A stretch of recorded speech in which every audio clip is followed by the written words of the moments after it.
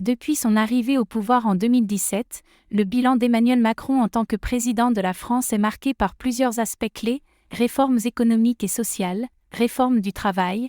Macron a introduit des réformes pour assouplir le marché du travail, visant à réduire le chômage et à dynamiser l'économie. Réforme de la SNCF. La transformation de la SNCF en société anonyme a été une étape importante, malgré une forte opposition et de nombreuses grèves. Fiscalité, la suppression de l'ISF, impôt de solidarité sur la fortune, et l'introduction de la flat tax sur les revenus du capital ont été des mesures controversées. Politique internationale, leadership européen.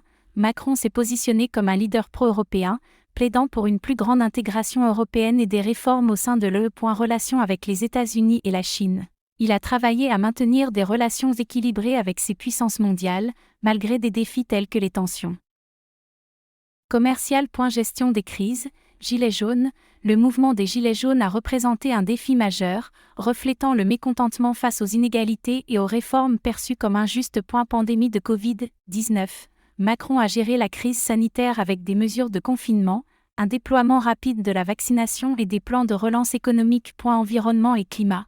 Accord de Paris. Macron a été un fervent défenseur de l'accord de Paris et a pris des mesures pour encourager la transition écologique en France. Convention citoyenne pour le climat. L'initiative visait à impliquer les citoyens dans la création de politiques climatiques, bien que certaines propositions n'aient pas été entièrement mises en œuvre. Sécurité et immigration. Lutte contre le terrorisme.